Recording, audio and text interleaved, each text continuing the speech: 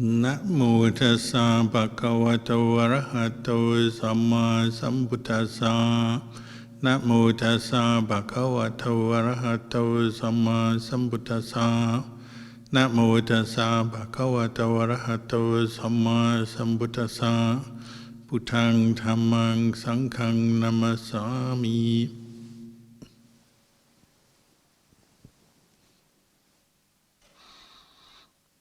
Blessings, good evening.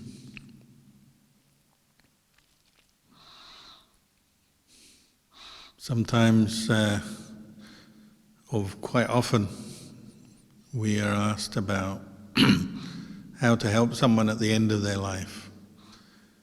Someone who may have faith in the Buddhist teachings and has reached the end of their life, usually fairly old, fragile, invalid, maybe bedridden, how to care for them, not just physically, but more maybe mentally, and care for their faith in the Buddhist teachings. What can we do to support them?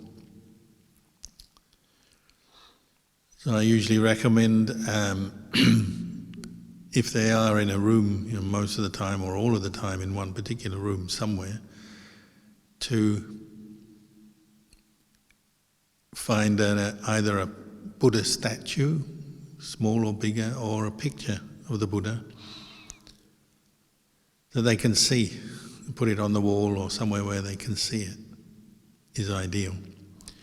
Because if it's somebody who's practiced and had faith in the Buddha and his teachings through their life, that's an instant kind of source of joy, peace, calm to the mind. At a time when if you're getting older or you're pretty fragile, weak, maybe you can't do much, you can't even think much, and you can't talk much maybe, but if your eyes are still functioning, or you can see the Buddha or the picture, and it can just bring you some confidence, some good feeling, some pleasure. So that's a good thing I usually recommend.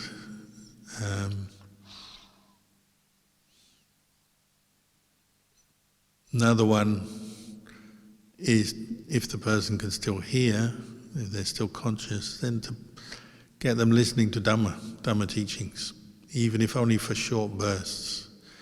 It's understandable if somebody is older and weaker, they might not be able to concentrate that well for very long. But they might be able to concentrate for 5 minutes or 10 minutes or 15 minutes. Get them to listen to the Dhamma. Best of all is if you're the one asking the question. People ask me these questions. If you're the one caring or visiting the one who's sick, you could read some Dhamma teaching to them. Then you get double benefit, because you benefit as you're reading, and they benefit hearing. And maybe if it's your friends or family members, then there's a certain good feeling anyway, a bond. And if your elderly family member perhaps is lying in bed, you can read them some Dhamma. And that can also have a very soothing effect on their mind, and even give them some knowledge and prompt them to be more mindful, reflect on the Dhamma, to let go of different mental states that they've noticed, and so on. Reading Dhamma or playing Dhamma to somebody who's close to death can be a very calming experience, assuming they can still hear. Over the years, many people have told me their accounts of that, and sometimes even very surprising things where people who have maybe been losing their memory, or even just sort of lying in bed, not speaking, apparently not really very conscious to the world, but hearing Dhamma every day for a period of time, their mind starts to brighten, and that affects their features and the way they are, and occasionally even just they have a little burst of energy before, and they're still going to pass away perhaps, but they have this period where they brighten before they pass away. And maybe the effect of listening to Dhamma can do that.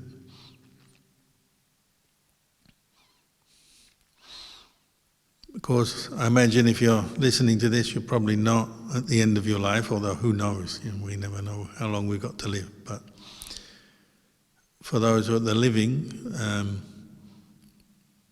sometimes I'd say it's good to even just imagine if you were at the end of your life. You don't know how long you're going to live, when you're going to die, how you're going to die. But you might want to think about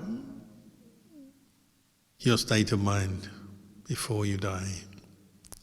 How can you look after your mind? How can you keep your mind peaceful, happy, right to the end of your life? As a small exercise, you could think that through. You might say, well, it's just thinking, it's just imagining, but it's the sort of thing we don't really think about, isn't it? Nobody likes to think about their death. But it's a kind of meditation in a way, contemplating the impermanence of life, and just what death, the end of life, means to you.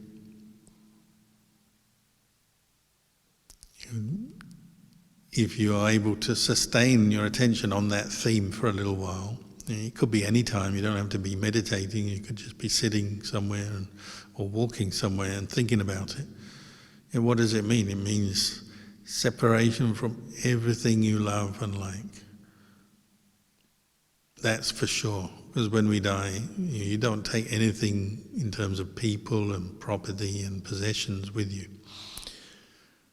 And as far as we know, well, even your memories and your thoughts and emotions all disappear, dissolve away when you die.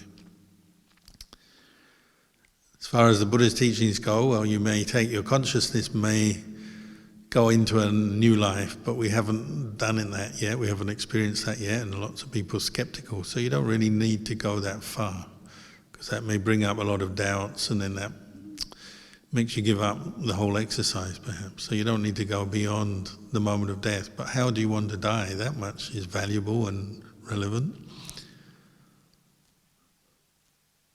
So if you have faith in the Buddha, I guess one thing is you might want to maintain that faith right to the end of your life. Which is why I said put a Buddha statue or a picture of the Buddha, or it could be a teacher, a Dhamma friend, a teacher on the wall or on a shelf or whatever, as a very quick visual reminder of the Buddha, and that may lead on to faith arising, joy, happiness, or even some wisdom and remembering teachings, thinking about becoming more mindful of the teachings.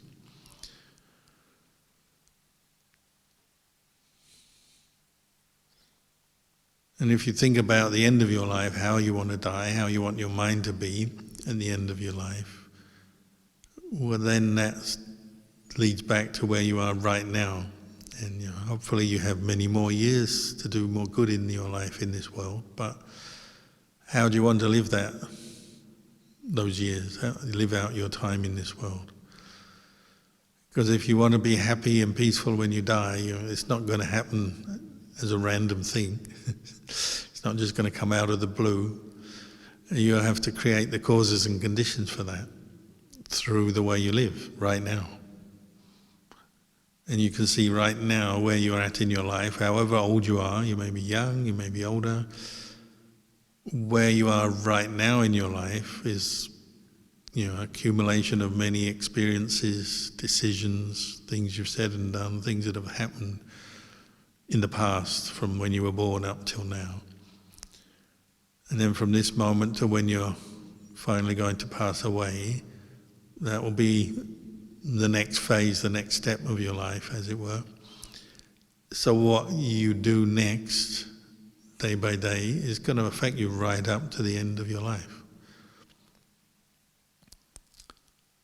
So it's a really good reflection to help you bring up mindfulness, what we call heedfulness, apamada, this quality of just being more careful with your life because you realize everything matters to you, what you say and do and think, and the choices you make matter. So it makes you a little bit more careful when you reflect on this. So the Buddha encouraged us to reflect on our own impermanence every day, but also what it means, the fact that it means we will separate from people and places and all the things we're used to and love. They don't last forever. And that's important, isn't it? To get that attitude, get that understanding, at least intellectually as a beginning, it's just an intellectual understanding, but to get it there in your mind so that life doesn't trick you or catch you out. Because when you talk to people when they are facing their death, one of the biggest sort of sufferings is this sense of this shouldn't be happening to me, why me? There's once, or quite often I think, people used to go to Ajahn Chah and say, why did I lose my loved one? Why did they die? They shouldn't have died. Or why do I have to face death now? Why is this happening? And he'd say things like, well, you die because you were born. It's as simple as that. If you're born as a human being, the only thing you know is going to happen for sure is that you're going to die.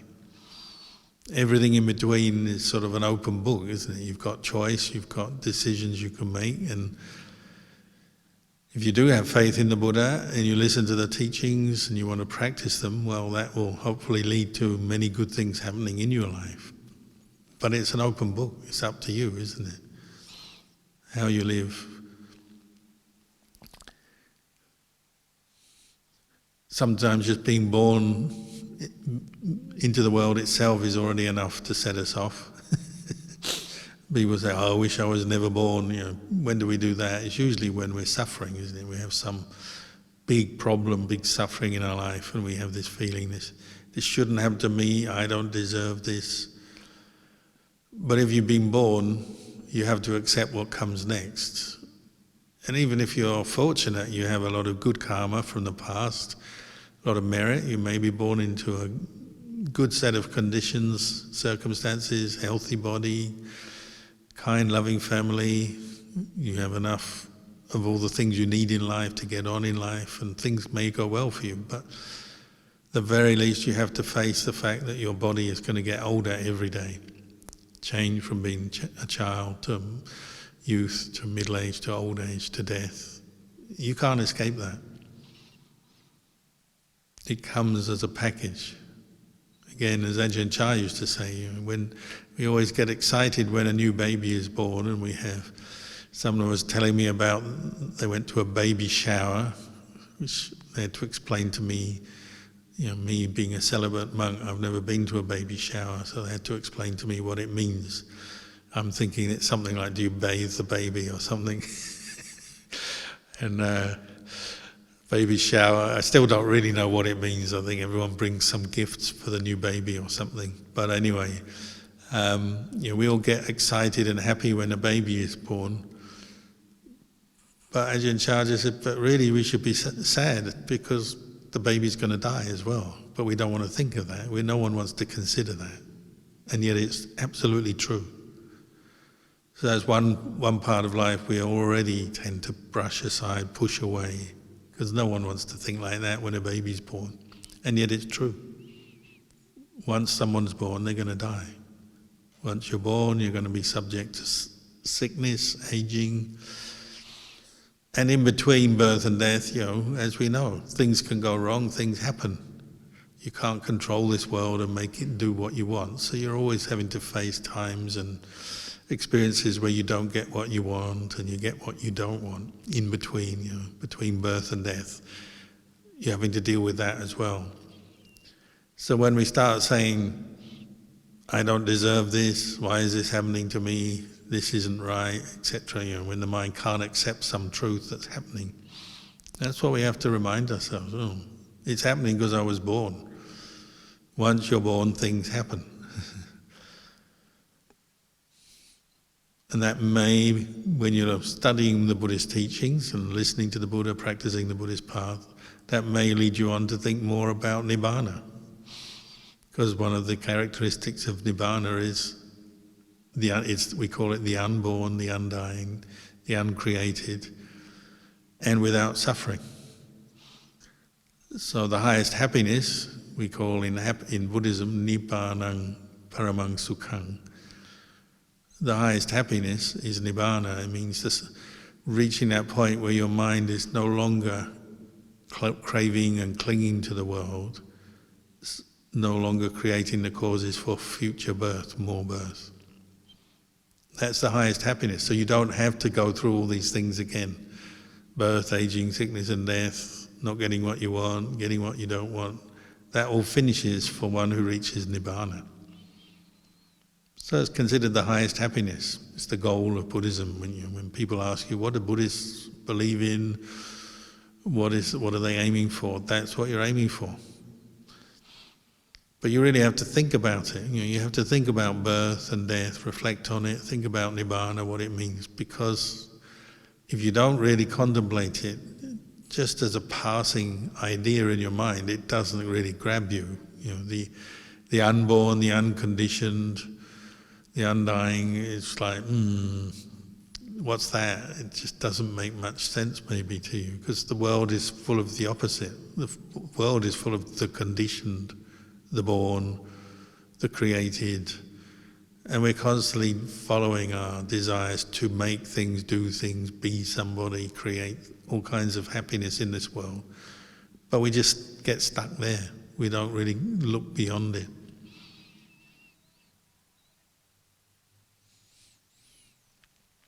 That's why meditation is quite helpful as well, to understand more about Nibbana and also what the Buddha was pointing to.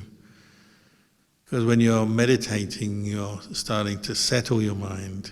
In the moment when you're meditating, you're establishing mindfulness, awareness, and you're letting go of clinging, craving, wanting, not wanting, all the kind of mental activity and what we call the mental proliferation. You're putting that aside, giving less and less importance to it. And you notice that your mind is normally just filled up with all this kind of short-term, or short-sighted even, seeking for short-term goals, short-term happiness, not the kind of big happiness of Nibbana. We're just seeking for to feel good in one way or another, and that may mean doing some job so you can get it out of the way, or moving to get away from a painful feeling, or to get someone to like you, or to stop having someone not like you, and to get things, get the job, get past the interview, pass your driving test, whatever. We've always got these sort of short-term goals, and it's almost as if the mind is saying, if I get that, then I'll be happy. Someone was telling me about a person who did the driving test 150 times. So they probably learned a lot about not getting what you want. But that's life, isn't it? It may not be a driving test, but every day there's something you want, something you feel you've got to do, I've got to get this, have that, do that, and then I'll be happy. And of course, only the happiness does come maybe, but it's a very small moment of relief. The relief of getting what you set out to do, or getting what you want maybe. And then you're back to the next thing. But then now there's this other problem, or there's this other issue, or something new comes up, and back to square one.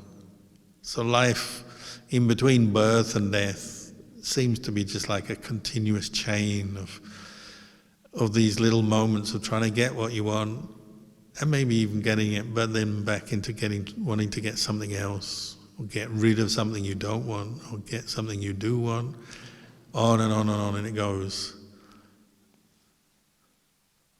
So how do we deal with that? Well, that's why we meditate and start to learn and not necessarily follow every bit of wanting and desiring. Doesn't mean to say you can't follow desire. Sometimes those desires are rooted in something useful, and they might be quite wise. Desire isn't always a bad thing. The Buddha pointed out there's wholesome or skillful desire and unwholesome desire, which leads to pain, suffering, agitation. Wholesome desire leads to skillful action. So it's not like all desire is wrong, but being able to sort out which is which takes a bit of time and energy, and meditation can help you with that. We start to look back and reflect on your own mind and see, well, what is prompting me and making me tick at this moment.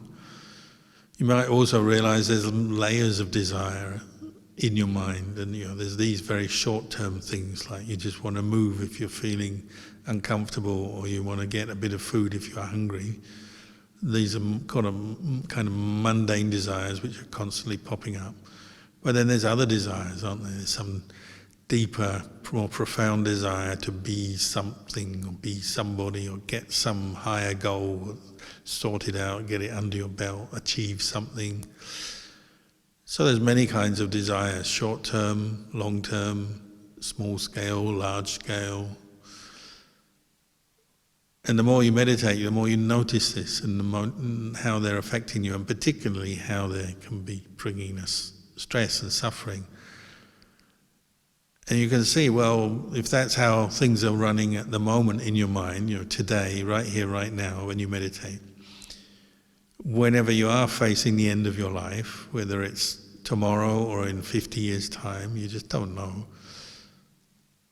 that same dynamic is going to be going on. It's not like everything changes when you get close to death and you just let go of everything and you can put it all aside. If you haven't learned to do it now, then the mind is still going to be caught up at the end of your life with the same things, and maybe it might even be worse, more agitating. Because of course when you get closer to death, generally, it depends on the situation, but generally your body is going downhill, isn't it? You're weaker physically, maybe you're older, weaker, your faculties are not working so well, maybe your brain is not working so well, your memory's going. You've got to face that, and that may bring up even more mental agitation when you face different desires, wants. Another kind of desire is regret, isn't it? The disappointment over things you previously wanted and you didn't get, or that you didn't get in the way you wanted, or whatever. It's another thing that comes up maybe as you get older. You have more regrets, or you're faced by the possibility of more regrets, because you keep looking back at your life and being disappointed over all these unfulfilled desires, or desires that went wrong. How are you going to deal with that? So again, if you learn to practice some mindfulness and meditation, maybe this can help you. And people, from my experience, they've said so many good things about how their practice of mindfulness, the different meditations they've learned, the Dhamma that they've reflected on through their life, was so valuable at the end of their life. Even people who have now passed away, I've talked to, and they say, in the end the Dhamma is your real refuge. And when we say the Dhamma, that's a number of things, isn't it? It's the sila that you've kept, you learn to develop some moral discipline to keep your mind free from a lot of feelings of guilt and regret. The mindfulness you practice, the ability maybe to follow an object such as the breath or other meditations, Buddha reciting that. Dhamma teachings that you've used and developed over and over again, maybe so that you're really familiar with them and right to the end of your life, and so on. Various aspects of the Dhamma have become the real refuge towards the end of their life, when there's not much else. When you're lying in a bed, maybe, very ill, nothing much else matters, does it? Relationship with other people, if you can have cleared up any bad feeling and cleared away all the problems with other people, that would be good. But you're not seeking to make new relationships or deepen your relationships at this last moment, because it's just not practical anymore. Doesn't matter about money, making money, wealth.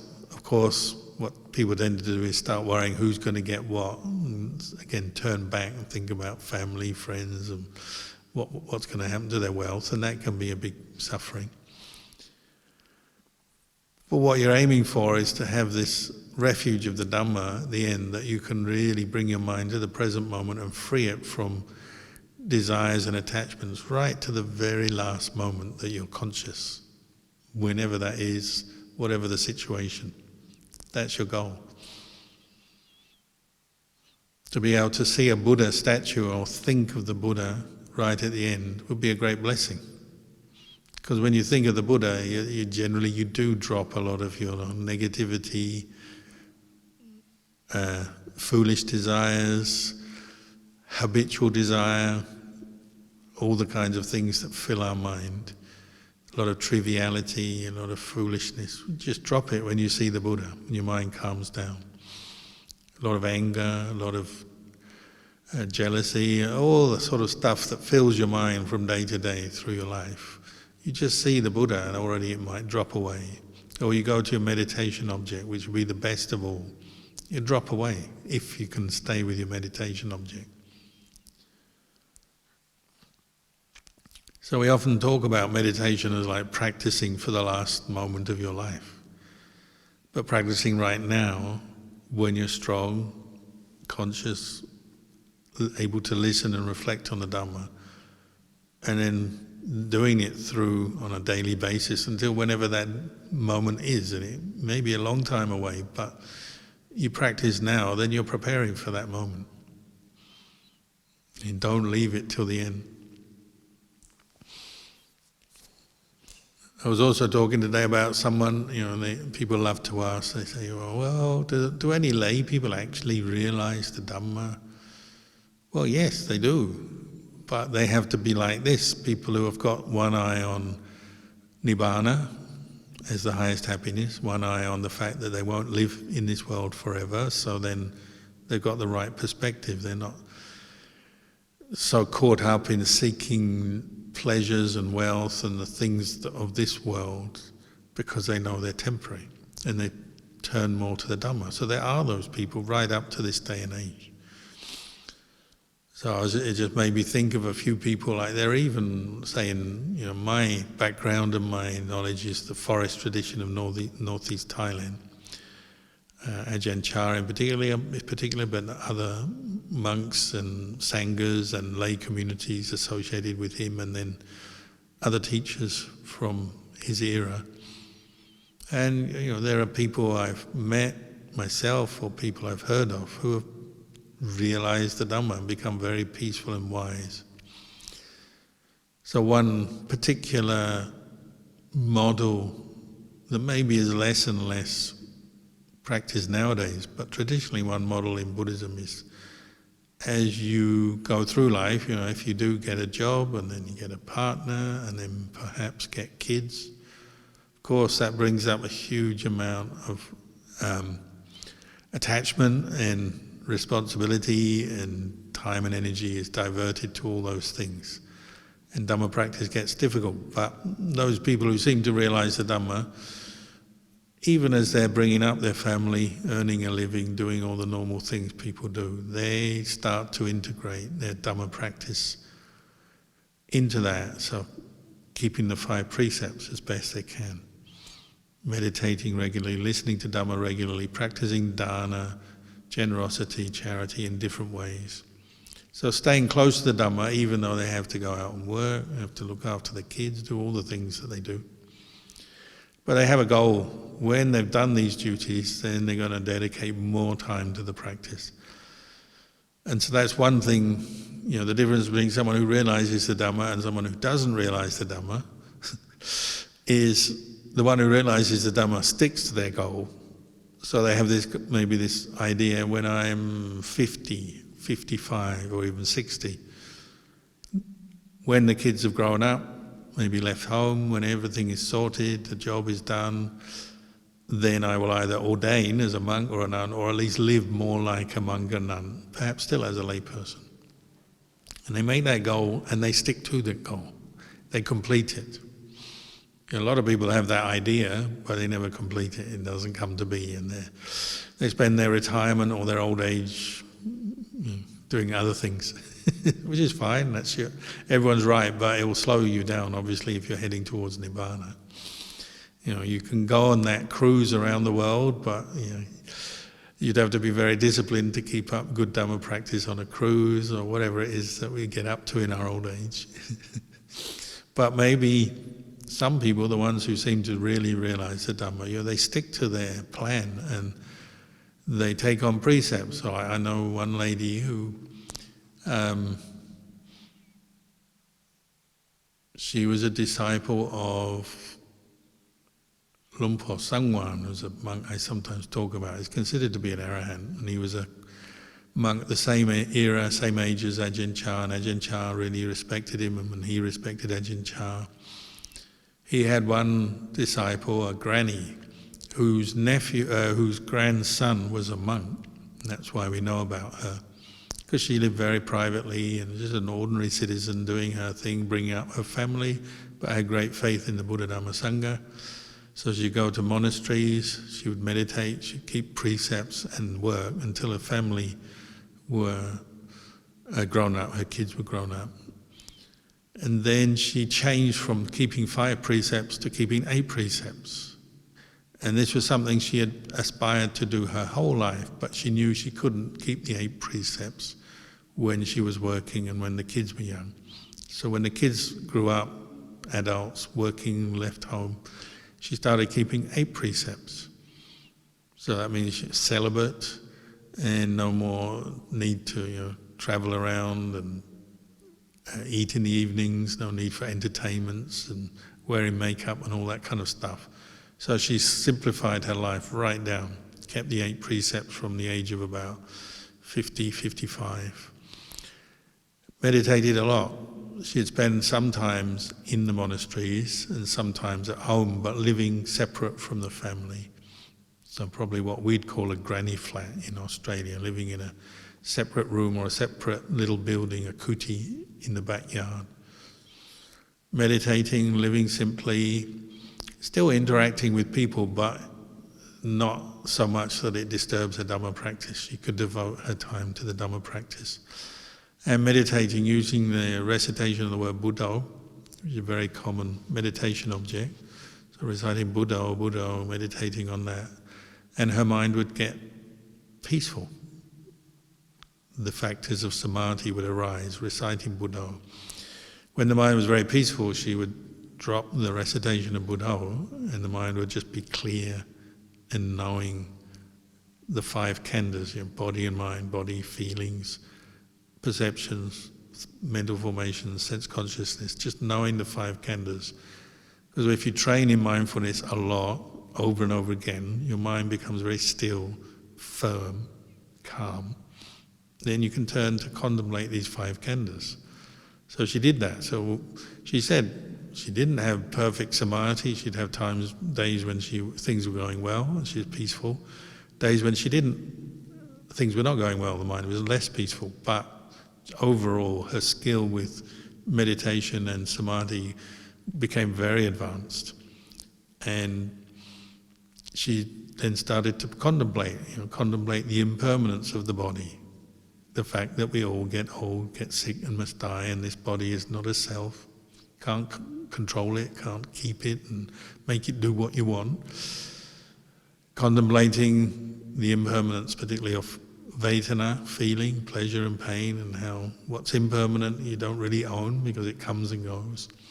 Contemplating the way kilesas, greed, anger and delusion arise based on feeling. We react to pleasure with desire, wanting, react to pain with dislike, not wanting. Just practicing just like we hear from the teachers, but doing it very successfully. And her mind was getting brighter and brighter and clearer. And sometimes she'd go to the monasteries, if the forest monks of different meditation monasteries, and the teachers, if they had skill, would recognize, oh, this lady, her meditation is very advanced, her mind is very pure. And they'd tell the monks, this lady can meditate better than most of you. Which is good for the monks, reduce their ego a little bit and make them try harder. But she was very humble. She didn't teach as such, just would encourage other people to practice, but she didn't teach, she didn't set herself up as anyone special. She just very humble, quietly practicing. And her whole family, her kids, grandkids, they all developed great faith, particularly because of her encouraging them. And she lived to, she was about 80, 85, I think. And at the end, she was really ill, in pain. I can't remember what she died from, but she was bedridden at least 6 months of her life, the last 6 months. She was bedridden. But she was so humble and so peaceful, she never complained, never requested medicines or anything. I mean, people did bring a doctor to her and so on, but she just took the minimum of care. And she actually was lying on her back. She was lying and was unable to move, but she never complained, and she actually got these bed sores on her back. Because she wasn't moving and she wasn't complaining, nobody really knew how bad they were, but the bed sores were so bad that all the flesh underneath the skin was rubbed off and the flesh was exposed right to the bone in one spot. They only found this out after she died. But she never complained once. She must have been in incredible pain, but she never complained because she had samadhi and she had insight and she knew that feeling is not self. So she died very serenely, even though her body was falling apart. And she gave no indication of suffering. And when they had a funeral for her after she died, a lot of senior monks came and everyone praised her. And they said, this is a real Dhamma practitioner. And her ashes turned to relics. Just in the way these great monks we hear about, like Ajahn Chah or Ajahn Mahapua, their ashes, their bones turn to relics, sometimes straight after the cremation, sometimes after time. They tend to crystallize. And you get different kinds of relics based on different parts of the body. But her bones became relics. And that's usually attributed to an arahant. And then there was another man I was thinking of as a disciple of Lumpur Dun, who people have often heard of. Again, another contemporary of Ajahn Chah. He lived in Surin province, a couple of provinces away from it, where Ajahn Chah lived. And he had one man who was his disciple. And again, this man, the early part of his life, he wasn't a monk. He wasn't able to devote all his time to the practice of meditation because first of all, he started as a policeman. He was a very honest, upright man, and he became quite high up in the police service in Thailand because he was so trusted, so reliable. He was given all the hard cases, the hard jobs, any kind of big problem, like if there was a really bad gangster, they always sent him to get them because he was very capable but very fair and very kind of honourable man. He had sila. So he was a policeman for a long time, and then I think when he was about 40 maybe, he became a district headman, which is like an administrative post. It's not quite a policeman, but it's in the government administrating a district in Thailand. But even then, he had been such a good policeman, the police service still asked for his help in different cases because he was just so good at it. And the reason he was so good at it is because he's fair, mindful, would always be on the side of Dhamma and the truth rather than open to bribes or open to being influenced by emotions and different things that people do get influenced by. So he became quite well known in his local community, but his goal actually was just to practice Dhamma. So I think he was a district headman for about 12 years, and then he said, enough of this. I've served the country, served the police, served the country enough. Now I'm going to practice the Dhamma. So he started to keep the 8 precepts, like the lady I was talking about before, and he would stay with different teachers. So he lived a bit like a monk. He would keep 8 precepts, wear white, shave his head, and then he'd stay with different teachers of the forest tradition, who all praised him again. Very good samadhi, ability just to meditate, calm his mind, and they all said his samadhi was good because his sila was very good. He's a very honourable, honest, kind man. So the foundation of sila is also essential if you really want to develop strong mindfulness, strong samadhi. If you're not keeping sila, your mind will be all over the place. But he had a strong sila, so he had strong samadhi, and then he started reflecting, developing insight, again, into the impermanence of the five khandhas, into not self, into the emptiness of the khandhas, of empty of self. And again, they believe he reached the highest attainment in Buddhism, and when he died, again, his ashes became relics, his bones became relics.